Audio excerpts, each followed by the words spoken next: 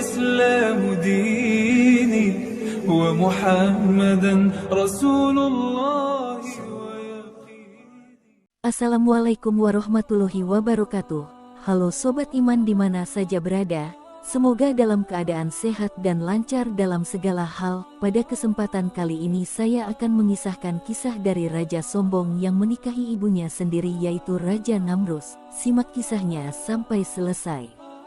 Sosok Namrus bin Kanan bin Kus bin Ham bin Nuh sangat terkenal sebagai raja yang sombong. Karena kesombongannya itulah Namrus mengangkat dirinya sebagai Tuhan. Dia raja yang populer di peradaban dunia sekitar tahun 2275 hingga 1943 sebelum Masehi. Negara bekas pemerintahannya kini disebut Irak, sebuah peradaban Mesopotamia kuno. Namrus dikisahkan menikahi ibunya sendiri. Konon sang ibu bernama Semiramis. Dikisahkan, pada saat usia remaja, Semiramis telah menikah dengan Kanan. Konon, sehari setelah berhubungan kelamin dengan Semiramis, ayahnya meninggal dunia. Ibunya yang cantik dan bijaksana mengaku tidak pernah disentuh oleh manusia. Bahkan Namrus dianggap anak yang suci. Ini telah menambah keyakinan Namrus bahwa ia adalah anak Tuhan yang lahir dari seorang perawan. Setelah Namrud menginjak usia dewasa, Semiramis sering tampak cemburu ketika gadis-gadis yang mendekati putranya. Semiramis tidak rela anaknya menikah dengan wanita lain, sehingga pada akhirnya dia menikahi anak kandungnya sendiri. Sementara itu, sejarawan asal Mesir, Syekh Muhammad bin Ahmad bin Iyas tahun 1448 sampai tahun 1522 dalam buku berjudul Kisah Penciptaan dan Tokoh-tokoh Sepanjang Zaman mengangkat riwayat berbeda tentang Raja Namrus. Diriwayatkan Nabi Nuh memiliki anak yang bernama Ham, lalu Ham mempunyai seorang anak yang bernama Kus. Kus memiliki anak yang bernama Kanan dan Kanan memiliki anak yang bernama Namrus. Kanan adalah orang kuat yang senang berburu. Apabila dia berteriak kepada binatang-binatang buas atau binatang-binatang liar, maka binatang-binatang tersebut berjatuhan karena kerasnya teriakan Kanan.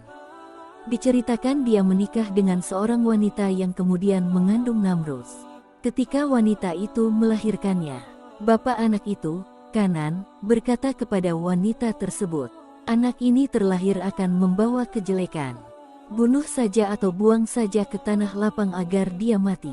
Mendapati perintah demikian, wanita tersebut membawa Namrus dan melemparkannya ke tanah lapang di antara kumpulan sapi yang sedang merumput. Anehnya, semua sapi menjauhinya dan setiap kali ada binatang yang melihatnya, binatang itu kabur menjauhinya. Akhirnya, ibunya datang mengambilnya. Sang ibu lalu membawanya dan membuang ke sungai. Perempuan itu menyangka bayinya itu telah tenggelam, padahal kenyataannya anak tersebut terbawa arus sampai ke sebuah sumur dengan selamat. Allah menundukkan seekor macan tutul betina untuk menyusuinya. Hal itu dilihat oleh penduduk suatu kampung, lalu mereka membawa anak tersebut dan mengurusnya. Mereka memberinya nama Namrus. Menginjak usia remaja, Namrus suka mengganggu orang-orang di jalan dan dia bisa menghimpun banyak orang menjadi pengikutnya. Berita ini sampai ke telinga bapaknya, Kanan. Hanya saja Kanan tidak tahu bahwa itu anaknya. Maka, Kanan mengumpulkan bala tentaranya, pergi untuk menemui Namrus. Ketika Namrus melihat pasukan yang datang kepadanya, dia mengerahkan orang-orang yang ada bersamanya. Terjadilah pertempuran dan Namrus bisa menghancurkan pasukan Kanan. Kanan penasaran mencari Namrus, namun Namrus berhasil membunuhnya. Sampai ajalnya, Kanan tidak mengetahui bahwa yang membunuhnya adalah anaknya sendiri. Namrus pun tidak mengetahui bahwa yang dibunuhnya itu adalah ayah kandungnya. Akhirnya, tampuk kerajaan jatuh ke tangan Namrus. Setelah itu, dia memerangi raja-raja yang ada di bumi. Namrus bisa mengalahkan mereka sehingga dia bisa menguasai kerajaan di bumi dari timur hingga barat. Dalam perjalanannya, Namrus amat sombong dan kejam. Celakanya dia mengaku dirinya Tuhan. Ketika itu Nabi Ibrahim alaihi salam mengajak Namrus ke jalan yang benar, untuk menyembah Allah subhanahu wa ta'ala sebagai Tuhan semesta alam. Mereka berdua pun berdebat sengit, dan perdebatan itu diabadikan dalam surat Al-Baqarah ayat 258. Tidakkah kamu memperhatikan orang yang mendebat Ibrahim mengenai Tuhannya, karena Allah telah memberinya kerajaan kekuasaan. Ketika Ibrahim berkata, Tuhanku ialah yang menghidupkan dan mematikan, dia berkata, aku pun dapat menghidupkan dan mematikan. Ibrahim berkata, Allah menerbitkan matahari dari timur, maka terbitkanlah ia dari barat. Maka bingunglah orang yang kafir itu. Allah tidak memberi petunjuk kepada orang-orang zolim. Maksud pernyataan Namrud adalah membiarkan hidup atau tidak membunuh seseorang yang seharusnya dia bunuh, dan dia sanggup mematikan seseorang, yaitu dengan membunuhnya. Sedangkan yang dimaksud Nabi Ibrahim ialah bahwa Allah Subhanahu wa Ta'ala menciptakan makhluk hidup yang tadinya belum ada, yaitu dengan menciptakan tulang-tulang, daging dan darah, lalu meniupkan roh ke dalamnya, atau dari makhluk yang telah mati, kemudian Allah Subhanahu wa Ta'ala mengembalikannya menjadi hidup pada hari kebangkitan kelak. Allah Subhanahu wa Ta'ala kuasa pula mematikan makhluk yang hidup, tidak dengan membunuhnya seperti yang dilakukan oleh Namrud, melainkan dengan mengeluarkan roh makhluk tersebut dengan datangnya ajal atau dengan terjadinya hari kiamat kelak. Nabi Ibrahim pun tidak mengindahkan pernyataan Namrud. Ia berkata, Tuhanku Allah kuasa menerbitkan matahari dari timur, maka terbitkanlah olehmu matahari itu dari barat. Mendengar apa yang dikatakan Nabi Ibrahim, Namrud tidak dapat menjawab. Dia bungkam dan tidak berkutik. Dia menolak dengan sombongnya. Nabi Ibrahim pun merusak patung yang dituhankan Namrus dan rakyatnya.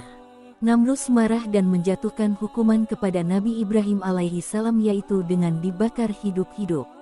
Ketika itu Nabi Ibrahim tidak mempan dibakar. Allah menjadikan api dingin bagi Nabi Ibrahim. Yang terjadi justru tiba-tiba ada percikan api mengenai baju Namrus dan membakar ke semua bajunya kecuali badannya. Dia tidak terbakar oleh api agar tahu bahwa api tidak akan membahayakan siapapun kecuali dengan seizin Allah Subhanahu wa Ta'ala. Tetapi kejadian itu tidak dijadikan bahan pelajaran oleh Namrus. Pada saat itu, banyak sekali orang yang beriman karena mereka melihat mukjizat yang diberikan kepada Nabi Ibrahim tersebut, yaitu tidak terbakar oleh api. Ketika Namrus melihat itu, dia berkata kepada Nabi Ibrahim alaihi salam, pergilah engkau dari tanah kami agar engkau tidak merusak agama kami. Nabi Ibrahim pun meninggalkan tanah kelahirannya. Sedangkan Namrus semakin menjadi-jadi. Ia tak segan menghukum siapapun yang menolak tunduk terhadap perintahnya.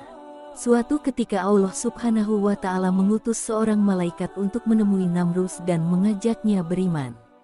Sekali, dua kali, ajakan tersebut ditolak.